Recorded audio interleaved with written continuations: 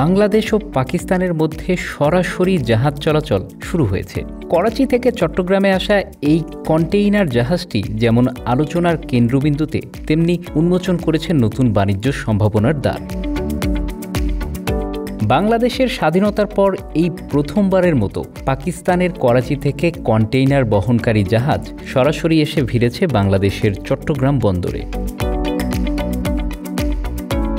2023 সালে বাংলাদেশ থেকে পাকিস্তানে প্রায় $6 কোটি পণ্য রপ্তানি হয়েছে। এর মধ্যে ছিল পাট, হাইড্রোজেন পারঅক্সাইড, চা এবং তৈরি পোশাক। অন্যদিকে পাকিস্তান থেকে বাংলাদেশে রপ্তানি হয়েছে প্রায় $650 কোটি পণ্য, যার বেশিরভাগই ছিল টেক্সটাইল শিল্পের কাঁচামাল। তবে এই আমদানি রপ্তানি সরাসরি না হয়ে শ্রীলঙ্কা বা দুবাইয়ের মাধ্যমে চলছিল। বর্তমানে পণ্য পরিবহন দুবাই বা শ্রীলঙ্কা হয়ে করা হয়, যা খরচ ও সময় বাড়িয়ে দেয়। কিন্তু সরাসরি রুটে এই সমস্যার সমাধান হবে। ট্রানজিট সময় কমে গেলে উভয় দেশ লাভবান হবে। 1971 সালে বাংলাদেশের স্বাধীনতার পর বহু বছর দুই দেশের মধ্যে সরাসরি বাণিজ্য হতো না। পরবর্তীতে বাণিজ্যিক সম্পর্ক পুনরায় স্থাপিত হলেও পাকিস্তান থেকে সাধারণত সরাসরি পণ্যবাহী জাহাজ চট্টগ্রামে আসত না। সে দেশের পণ্যবাহী জাহাজ প্রথমে শ্রীলঙ্কায় কন্টেইনার খালাস করত। এরপর জাহাজ বদল করে সেসব কন্টেইনার বাংলাদেশে আসত। বাংলাদেশের ক্ষমতাচ্যুত সাবেক প্রধানমন্ত্রী শেখ হাসিনার শাসনামলে দুই দেশের মাঝে শীতল সম্পর্ক ছিল। 2009 সালে বাংলাদেশ আওয়ামী লীগ ক্ষমতায় আসার পর থেকে পাকিস্তানের সঙ্গে আমদানি রপ্তানি কার্যক্রম সীমিত হতে থাকে। তখন নিরাপত্তার কারণ দেখিয়ে পাকিস্তান থেকে আমদানি করা অধিকাংশ পণ্য লাল তালিকাযুক্ত করে জাতীয় রাজস্ব বোর্ড NBR।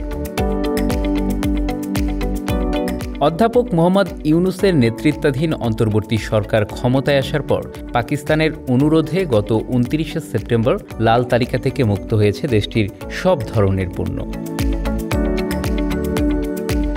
শুধু এক্ষেত্রেই না, বাংলাদেশ ও পাকিস্তানের সম্পর্ক উন্নয়নে আরও অনেক তৎপরতা দেখা যাচ্ছে। গত সেপ্টেম্বরে জাতিসংঘে অধ্যাপক ইউনূস ও পাকিস্তানের প্রধানমন্ত্রী শেহবাজ শরীফের মধ্যে বৈঠকের ঘোষণায়ও উল্লেখ করা হয় যে দুই দেশেই বিভিন্ন স্তরে পারস্পরিক সহযোগিতা জোরদার করেছে।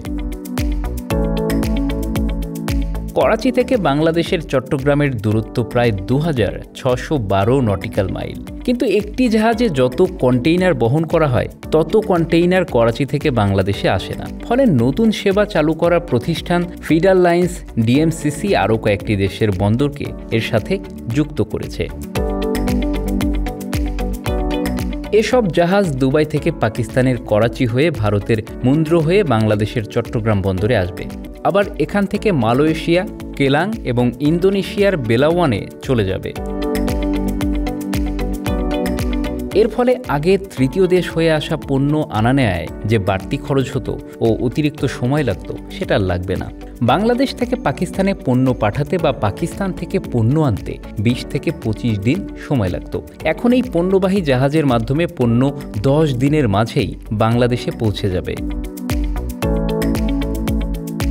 অর্থনীতিবিদরা বলছেন, কৃষিপণ্য, মেডিসিন এবং গার্মেন্টস খাতে বাংলাদেশের পাকিস্তানে রপ্তানির সুযোগ অনেক। আবার পাকিস্তানের কিছু পণ্য যেমন সিলিং ফ্যান, ফল এবং মেয়েদের পোশাক বাংলাদেশে খুব জনপ্রিয় হতে পারে। Bangla affairs news desk.